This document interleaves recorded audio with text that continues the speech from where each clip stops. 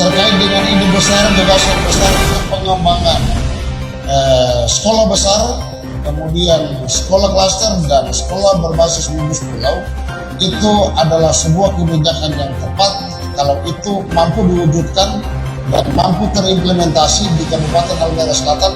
Tapi bagi kami bahwa ini juga bagian dari terobosan. Sangat biasa kalau misalnya kita tidak membuat inovasi-inovasi yang bagi saya spektakuler untuk pengembangan SDM kita. Oleh karena itu, kami di DPRD mendorong agar kita bersinergi sehingga regulasinya juga bagus.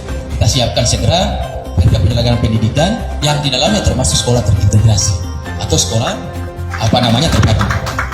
Ya, jadi kegiatan hari ini terkait dengan FGD ini adalah pembobotan ya, pembobotan feasibility study yang telah kerangkanya itu telah disusun oleh tim dari FKIP Unhair terkait dengan feasibility study sekolah terpadu.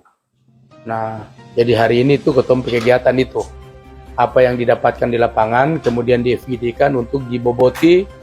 Yang ketong undang ini kan selain dari teman-teman dari tim, ada juga dari pemerintah daerah, dalam hal ini Bapeda juga kami undang, kemudian dari Dispora, kemudian dari pariwisata yang ada relevansinya, kemudian pengawas, kepala sekolah penggerak, kemudian guru penggerak, dan koordinator wilayah. Kami dari FKIP Universitas Hairun bekerjasama dengan Dinas Pendidikan untuk melaksanakan riset yang menyangkut dengan feasibility study tadi. Alhamdulillah kita sudah selesai FGD. Mudah-mudahan dengan rekomendasi-rekomendasi yang kami sampaikan ke Dinas Pendidikan ini diakomodir nanti ke depan seperti itu.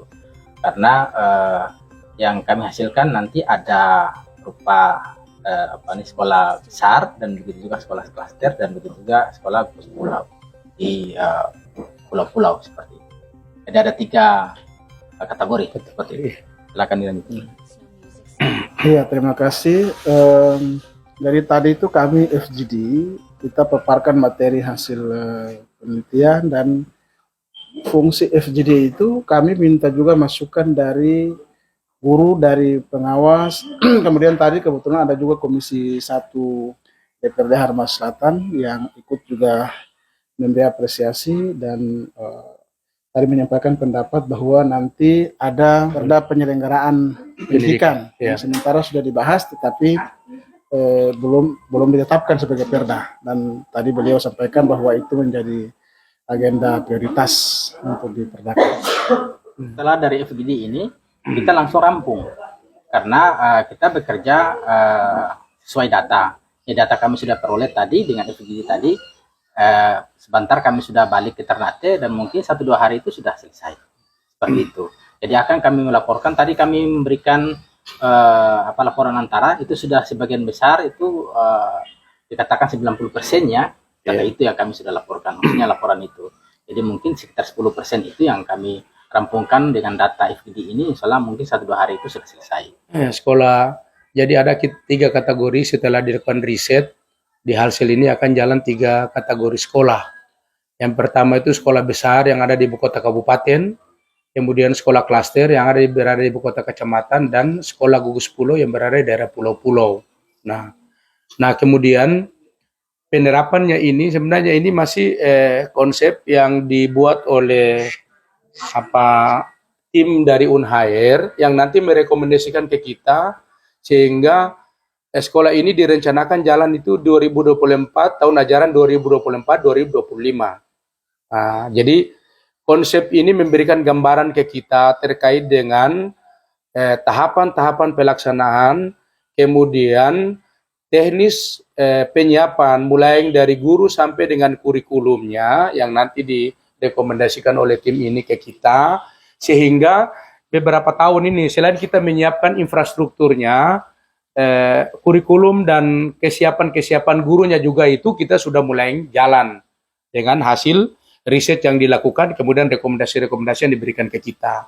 Jadi perlu dicatat bahwa sekolah ini nanti jalan efektifnya untuk tingkat SMP, kita baru mulai tingkat SMP, itu di 2024-2025. Nah, jadi ini masih ya persiapan infrastruktur. Kita baru bangun 2 tahap. Tahun 2023 ini masuk tahap kedua. Tahap pertama kita bangun kantornya di 2022. 2023 ini kita bangun ruang kelasnya. Nah, jadi 2022 itu ada kurang lebih 6,5 miliar ditambah dengan 700 juta untuk mobiliernya. Nah, untuk di tahun 2023 kita siapkan 15 miliar untuk bangun kelasnya. Karena Pak Bupati menginginkan sekolah klaster ini atau sekolah besar ini tidak seperti sekolah biasanya. Jadi semuanya harus bukan berarti high class, tetapi harus sesuai dengan sekolah-sekolah berstandar internasional. Itu Pak Bupati menginginkan begitu. Jadi di dalam itu ada toiletnya, kemudian meja kursinya itu bukan kayu, tetapi menggunakan memang ada standar untuk sekolah-sekolah internasional. Itu keinginan Pak Bupati.